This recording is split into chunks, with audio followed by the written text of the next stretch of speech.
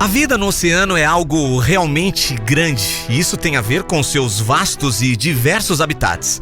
O oceano é o lar de inúmeras espécies de peixes, mamíferos, aves e outras criaturas que podem ser vistas e estudadas de perto em seus habitats naturais. Ao mesmo tempo, é uma excelente fonte de alimento que fornece meios de subsistência para bilhões de pessoas em todo o mundo. Um dos maiores exploradores do universo marinho, o francês Jacques Cousteau, na sua análise da importância do mar, disse: "É a grande maravilha do mundo. É a única coisa que conecta todos os seres vivos." Esse é o podcast em cartaz da Rádio Disney. Bem-vindo e bem-vinda ao último episódio do podcast de Avatar.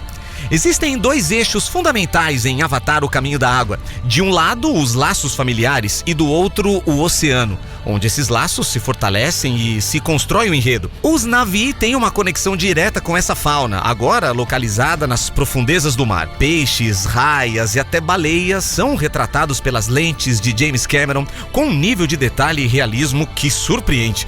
O filme é uma verdadeira experiência imersiva em uma biodiversidade mágica e misteriosa. Poderoso.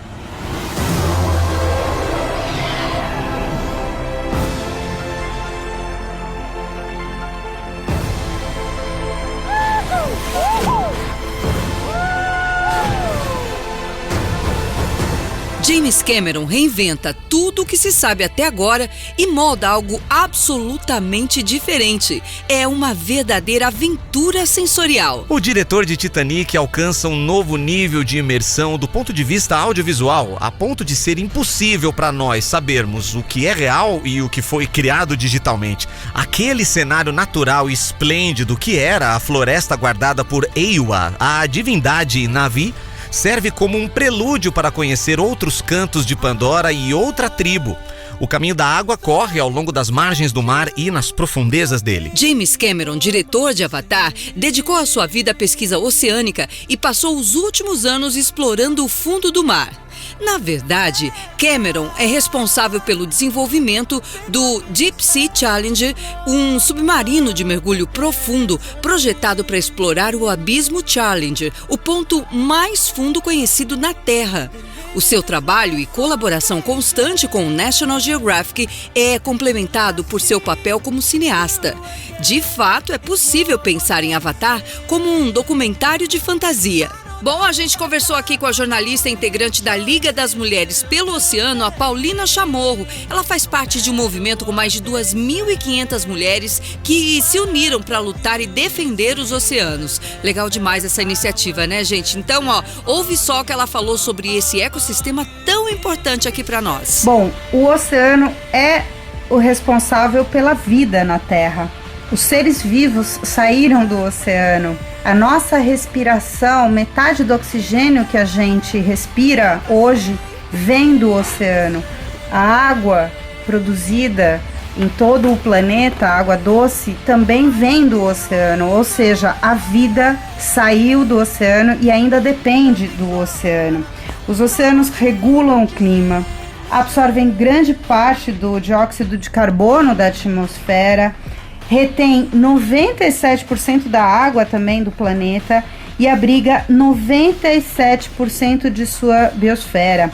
O mar abriga, de longe, a maior abundância e diversidade de vida no planeta, de uma superfície banhada pelo sol às maiores profundezas. O oceano é um lugar vasto e misterioso, cheio de uma incrível variedade de vida e beleza. Um lugar de diversidade e abundância sem precedentes que abriga uma incrível variedade de criaturas e ecossistemas, de imponentes baleias ao menor plâncton.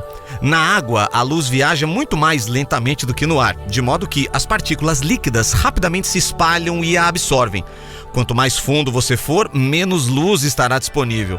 Em O Caminho da Água, James Cameron usou um recurso de luz fascinante: a bioluminescência. Bioluminescência é a produção de luz por certos organismos, como bactérias e alguns peixes, águas-vivas, lulas, e essa luz é usada para comunicação, defesa e camuflagem.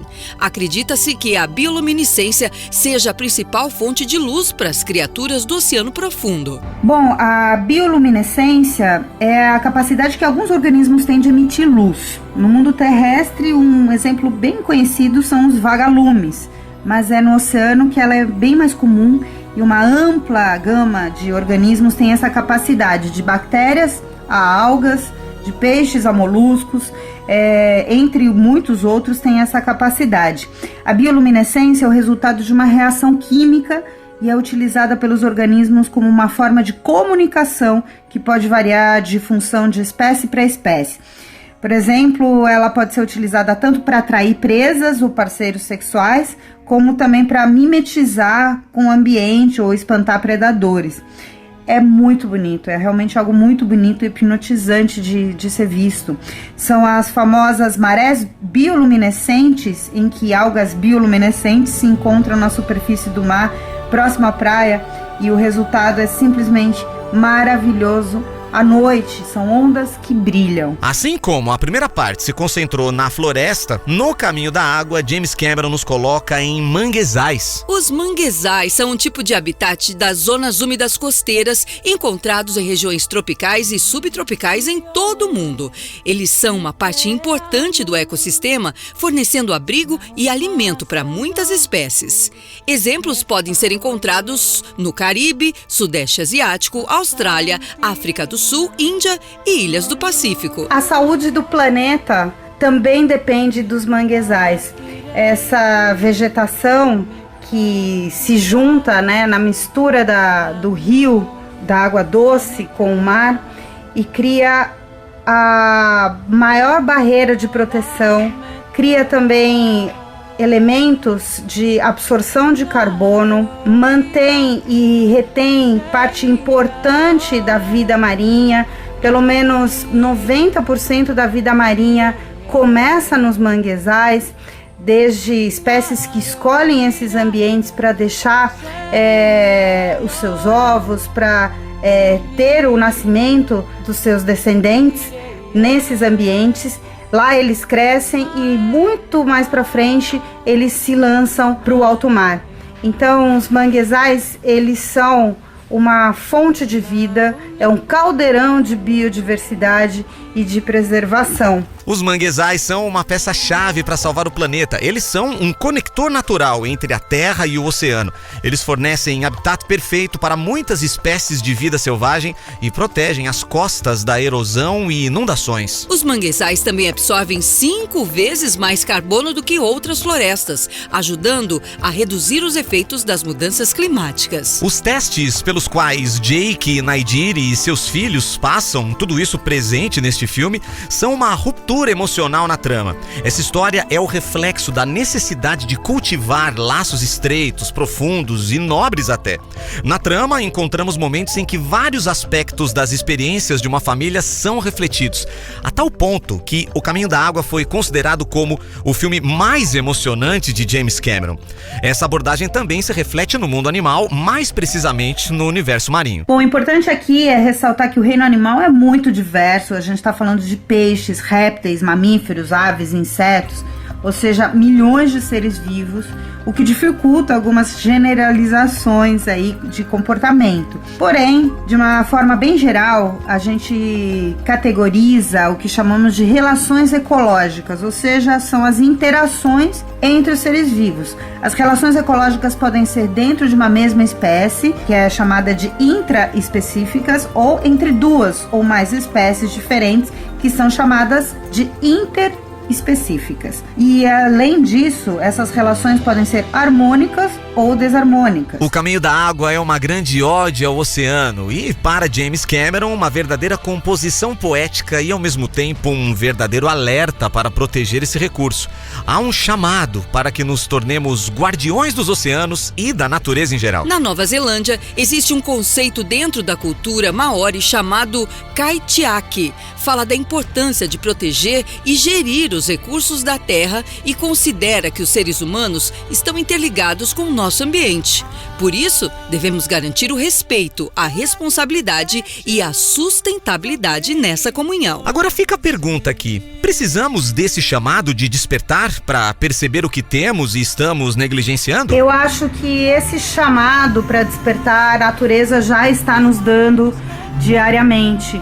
Quando nós vemos alterações climáticas, quando nós vemos grandes eventos extremos da natureza se mostrando, como por exemplo grandes secas, grandes enchentes, muitas chuvas, nós temos a erosão de praias, nós temos outros fenômenos que estão mostrando de que é uma alteração e que está afetando o planeta como um todo. Então, esse chamado para ação, acho que ele vai mais no sentido de que a humanidade se entenda como uma parte da natureza e de que quem vai sofrer as grandes consequências se a gente não acordar a tempo para a conservação somos nós, a humanidade.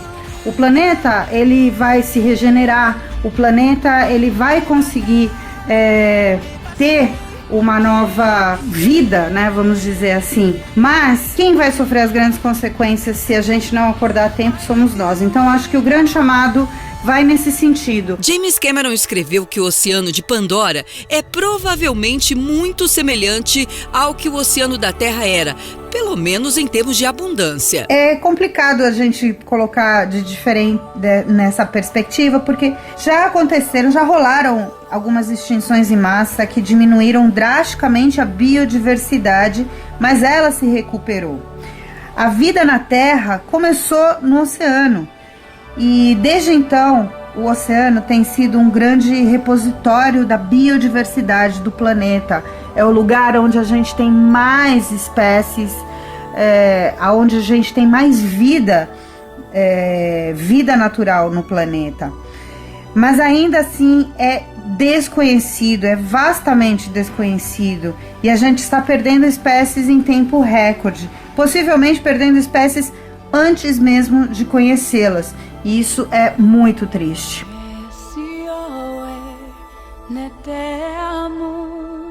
Essa é nossa casa! Preciso de você comigo. Eu preciso de você forte.